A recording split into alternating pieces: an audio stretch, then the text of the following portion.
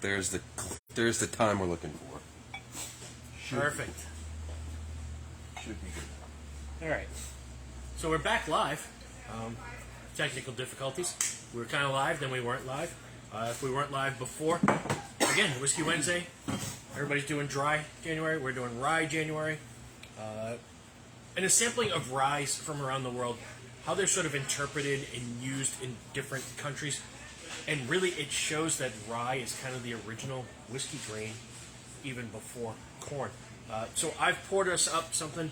This is new to the store. Came in sort of around the holidays. This is a rye that I actually like a lot. It's affordable. It's about $35 on the shelf. And it was designed by a guy who was known as a sommelier, so high-end wine guy, at a restaurant called the French Laundry, which is ultra bougie, big time in New York. What's it called? The French Laundry. Love that name. And then another major restaurant. And then he started a wine called Maison. I wrote it down here in the notes. Maison Noir. And then he kind of applied that same creativity to sourcing some rye. So typically people think source rye, you're thinking MGP, Ross and Squibb, whatever it is. This is all made in Kentucky. And it's distilled in Danville and Frankfurt. And off the top of my head, I don't know what is in Danville, but I do know what's in Frankfurt. That's Buffalo Trace. So there's a good chance it could be Buffalo Trace. It could be... It does have a similar hue, almost. Yeah. It's dark, like a Buffalo Trace. So it's a minimum 2-year rye. So much stuff to catch up on now that we only see each other once a week. Yeah. A wild weekend of football. Oh my gosh, dude. I'll give it to you because earlier in the season we talked about the Jags, and you were still all in on Trevor Lawrence. I feel like when nobody else was. And dude, he's a baller. I mean, he did throw 4 interceptions, 3 in the first quarter. So that was actually no. 4 interceptions, yeah, because 3 to Samuel. So, but the fact that he bounced back and made that comeback, I mean, it just kind of shows kind of player he is, and his teammates didn't give up in him either. So, how does the coach from the Chargers get to keep his job after that? No, I don't know if he does. And it's like he's not even that bad of a coach. He just makes poor decisions. Bad decisions, yeah. I feel like they dump too much of it on the OC. Yeah. But you're the head coach. Like, you can get on the phone and be like, I'm making this what you decision. doing here? Yeah. Come on.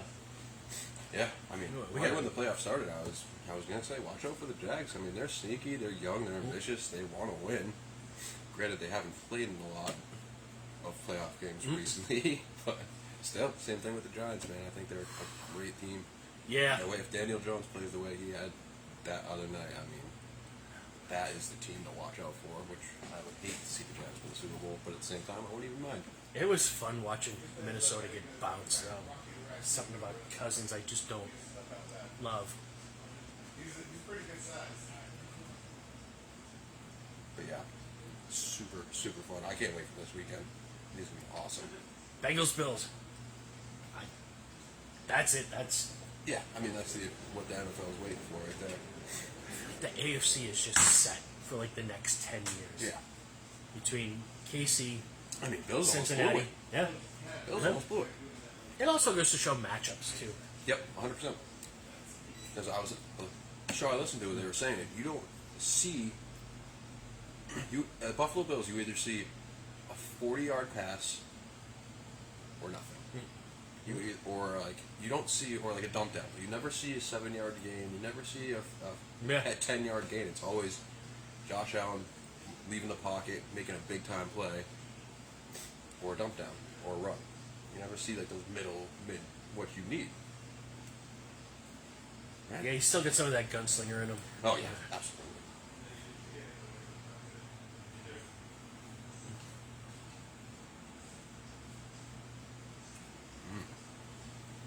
That to me is everything you want on a rye. Going back, I'm pretty sure I tried this when I first came in, but going back, it's better than I remember. It's got really nice sweetness to it. Yeah. Yeah, there's a greenness there that isn't really that mint. It's more to me like green apple. Yeah. It's like a caramel green apple. Exactly what I'm thinking. Yeah. Proof point. And 97.5 too. So there's a little bit of heat on that fastball. Does not taste like that. No, that's a dangerous one. And what I liked about it is, like, we see so many new brands coming out all the time, and they're coming out and they're hitting the shelf right at $50, right out of the gate. And I'm gonna share this. I'm gonna put it out. I'm not gonna drop names on who said something, but they were talking about one of their bourbons. It was a 100 proof Kentucky bourbon that hasn't really moved for me on the shelf. He said, "Where else are you gonna get 100 proof Kentucky bourbon for $50?" And I had like a brain freeze, like, what did you just say? And just to kind of go off topic here, but because it's still just played around, and I thought, well, Evan Williams bottled and bond, Wild Turkey 101, Four Roses single barrel, Rebel 100. Yeah, I mean, 4 or 5 great bourbons at 100 proof. Those 4 alone were in contention for our bourbon of the year. Yeah. Our bourbon bracket. Yeah, the bourbon bracket every year. If you could still get Old Granddad 100 proof bottled and bond, it would be right there. Old Forester 100 proof. And so to ask me, like, where else are you going to find a $50 100 proof bourbon? And then I looked into it further, and it's like 95% 3-year bourbon and 5% 8-year bourbon. So the values are there. I mean, not to knock whoever said this to you, but it's kind of crazy that these are the guys trying to sell you stuff when... Yeah. As if I wouldn't kind of piece that all together. Yeah, I'd be like, yeah, follow me. Yeah, for real. That's awesome. All right, yeah, I like this a lot. Again, available all day, every day. They are going to batch it, so it's vintage dated 2022. So this year there'll be a new sort of blend, but similar sort of stylings. So I don't know if he's going to source different distilleries and kind of put this out every year. But it's made to be food friendly. It's also made to be price point accessible. And yeah, on a cool night, that is beautiful. We're going to go around the world. Pendleton 12-year. I feel like we've talked about this before. 12-year, 100% rye from Canada. And I like this for a couple of reasons. One, it's affordable. I think it's around $42. Pendleton, named after one of the oldest rodeos in this country. Distilled up in Canada, aged up in Canada, then it gets shipped down to Oregon, where it gets bottled. Now, for all you Yellowstone fans out there, and I know Yellowstone, like, they're drinking bourbon. That's a big prevalent one this season. It's they got to deal with Buffalo Trace, and so Weller 12 is in there. By the way, I got sucked into the hype, and that show is, it's worth the hype. I got to watch it. It's that good. First 2 episodes, I was like, Episode 3 of that first season is like, Snap. That's it. No. Buckle up, you're on the roller coaster, and you're off and going.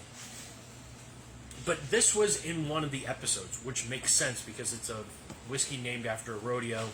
They're all actual cowboys.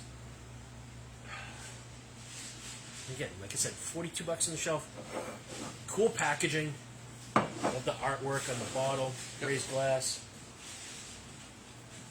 What do we got for proof point? This reminds me, not necessarily flavor-wise, but just Canadian rye. I was looking at the Alberta yesterday. I was like, yeah, that Alberta. I still have like half the bottles. I'm happy for myself. Well, it also is like 120 something proof. Which is kind of a great point too. Of like, this is 80 proof. Maybe we're not doing Rye January, but we're doing rye, not dry. But like dialing down that proof point, I've kind of found myself on that journey of like, when I drink, I like to drink. Yeah, we both like.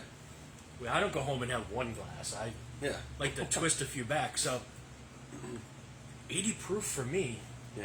Binge watching 3-4 episodes of Yellowstone. You can enjoy your night without having 3 or 4 glasses of 120 proof and you don't even know what you watched that night. Yeah. Opposed to having 3 or 4 glasses and like actually remembering what you watched. Yeah. A little bit more caramel in this. Yeah. Totally different. So again, like different parts of the world, different But just because it's rye doesn't mean that they all taste the same.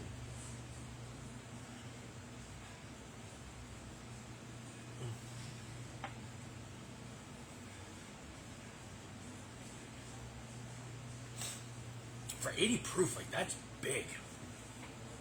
Peter Thomas said, be prepared to book 2 months in advance for a table at French Laundry. Yeah, exactly. And even then, I think you still gotta know somebody. Yeah, seriously. Let you in through the back door or something. Yeah. That is really good. Yeah, that's better than I remember it too. Like, that's all. It does have that caramel, almost toffee kind of flavor to it. Yeah. Caramel, butterscotch, toffee. Yeah, butterscotch for sure. That's what it's just rich. And for 80 proof, like, just so creamy. Yeah, super good. Yeah, I think that one's going home with me tonight. So then we're moving our rye journey over to Scotland. Tried and true. Yeah, I was kind of going through thinking about what to do tonight and realizing like I had all these different sort of twists on rye. So, Johnny Walker, tried and true, been around forever. This came out last year, I think. And this is the high rye version of Johnny Walker. So, we talked about it last week with blended malt scotch that are blends of single malts. Blended scotch is single malts blended with, and I've come to hate the term like grain whiskey. It just makes it sound like cheap, like it's blended with Everclear. Yeah. Whiskey by definition is made from cereal grains, so corn, wheat, barley, rye, triticale, oats, whatever cereal grains are out there. Buffalo Trace did one with like amaranth a few years ago. So corn whiskey is a grain whiskey. Rye whiskey is a grain whiskey. So it's 60% rye whiskey, and then the other 40% is a blend of single malts from places like Cardew, and then other corn and wheat and barley whiskeys as well. Shouts out Johnny. Yeah. Fantastic. 90 proof, so a little bit higher than your typical. No age statement on it, but I feel like we talk about this a lot lately. Like, it could be all 12-year and then some 3-year 60% rye, but you'd have to put 3 on the label. Yeah, and that will turn people off, for sure. Honestly, who cares? The whiskey's ready when it's ready. Yeah, exactly. If it's good, it's going to be good. Yeah, once again, completely different than the first two. I feel like this one has more of a rye kind of punch to it. Like rye bread. Yes. Nickel. Yeah. Yeah. Yeah, almost coffee-ish in there.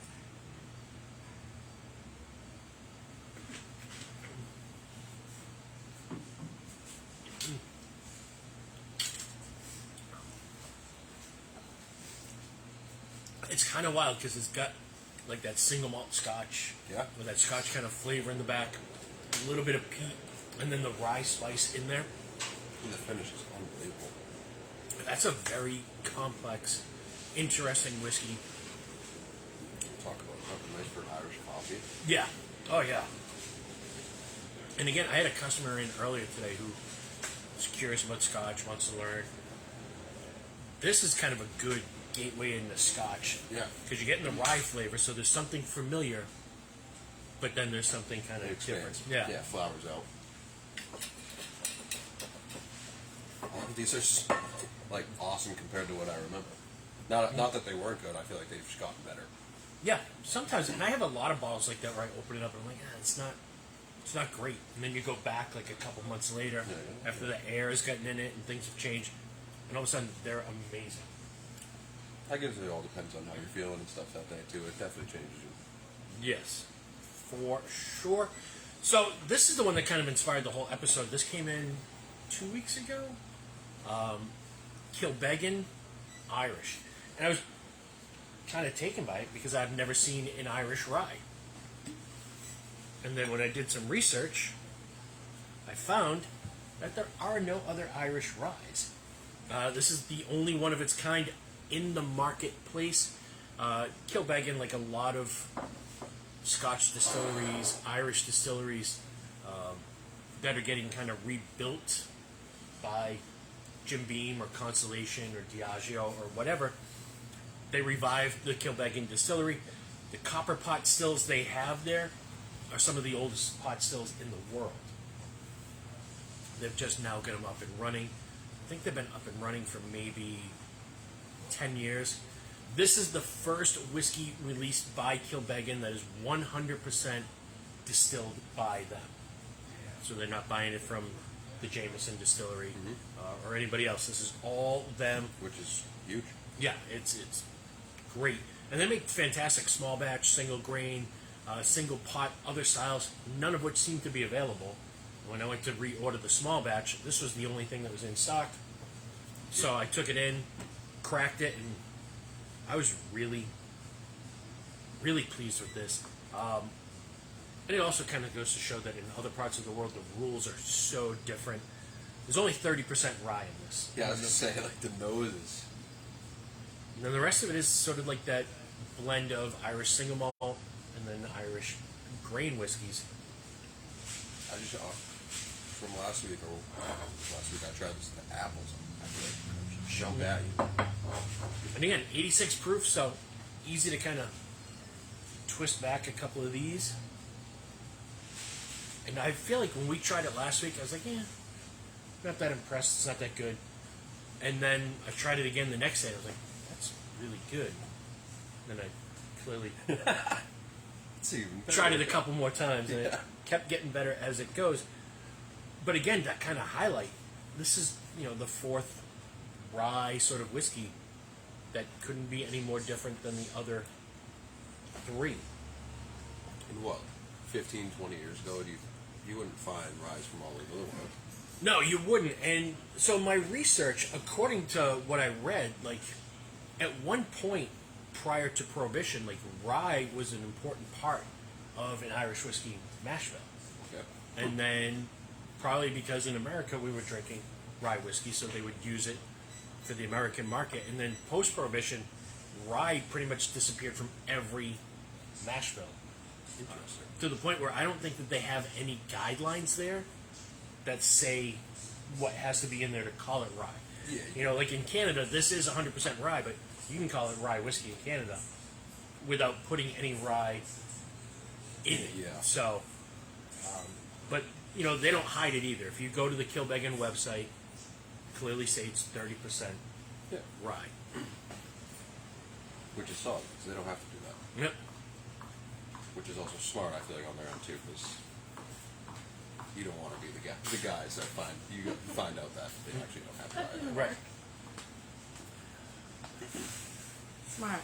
That's smart.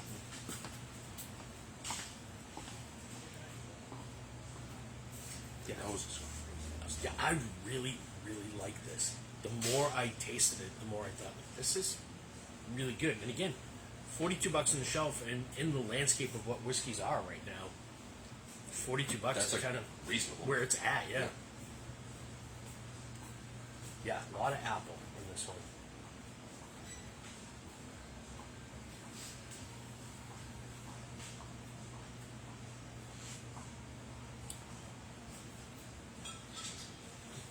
If you like Irish whiskeys, you have got to try this. It's so good. It really is. It really is so good. And how many times have we talked about when you started drinking, it was just Jameson and ginger. Mm-hmm. When I started, it was just Jameson, Bushmills, Tullamore Dew. And now, like, how exciting it is for all these innovative Irish whiskeys. People have been asking, like, what do you think this year is going to be like? I'm excited about blended malt Scotch, that whole category. I'm really excited about Irish whiskeys and what we've seen of single malts and single pots and sherry finishes. And Irish whiskey is where there's so much room to just get in some cool new stuff.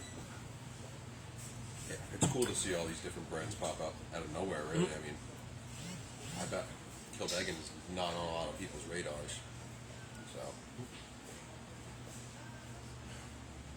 that's awesome. So yeah, I'll be sitting, drinking, watching documentary we have a love for documentaries. HBO the Silent Pilot. It's something the pilot. Okay.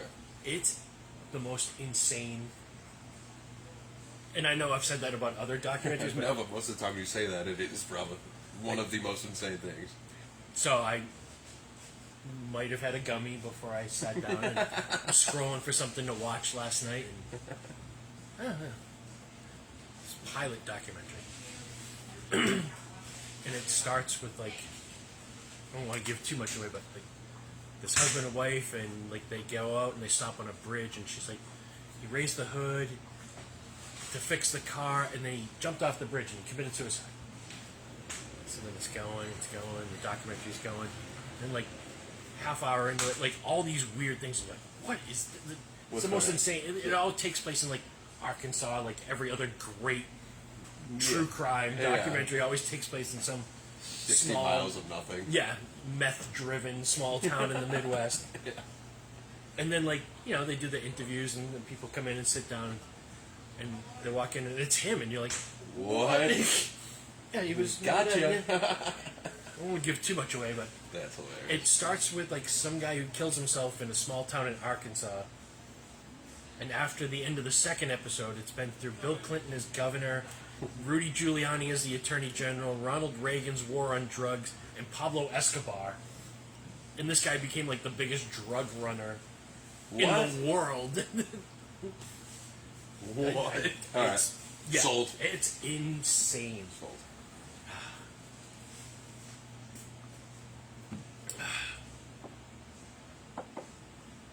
The Lost Pilot, maybe? But whatever I thought I was getting myself into, I just sat there going, and I'm texting Ari, Yeah. who's Yeah. works here, and my niece and true crime aficionado. You have to watch this. Yeah.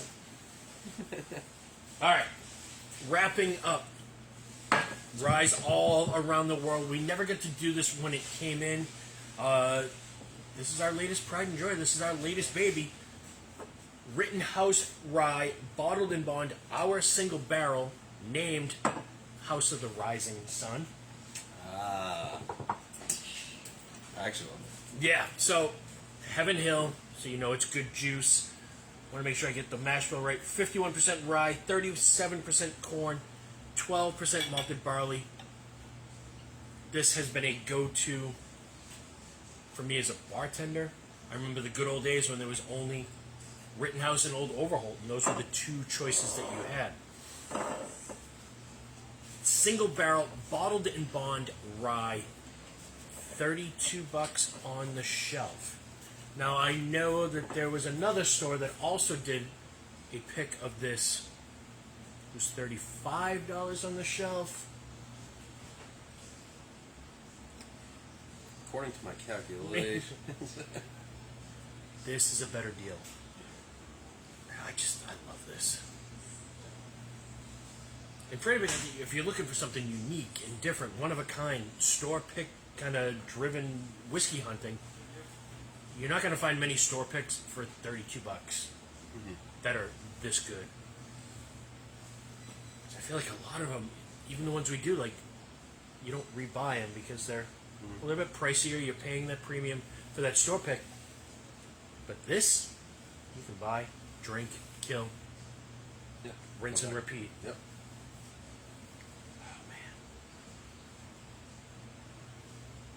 I haven't had this in a while. Say that, but like a month.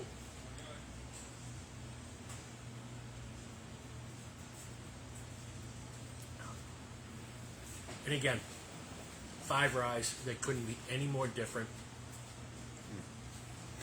Big peppercorn spice to me. Worth every penny, that's You're damn right. I don't get any. There's nothing green in here. There's no No. mint. There's no apple. This is all like peppercorns, baking spice. That high corn content gives it big body, nice I sweetness. just want to go take another sip, but it's still like pouring in my mouth. It's No. crazy. And 100 proof. Perfect for cocktails. Perfect for sipping.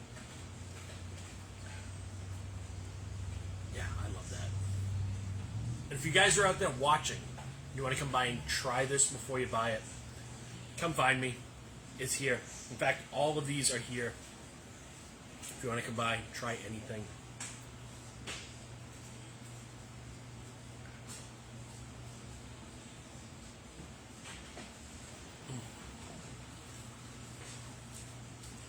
That is fantastic. Money. Yeah. Rye January. Rye January. So there it is. All right, guys. I have no idea what we're going to do next week, which is no surprise. Wow, Usually shocker. Yeah. We'll find some budget-friendly stuff because it's January.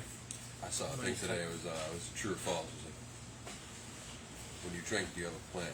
And all my buddies are laughing at it. It's like, I don't think I've ever started drinking with a plan. Yeah. You know? Yep. That's when the plans happen. Yeah. The best sailors don't know where they're going until they get there. Exactly. Yep. All right, we're gonna wrap it from there. Thank you guys so much for tuning in, and yeah. Cheers. Pour a little bit more Kilbeggan.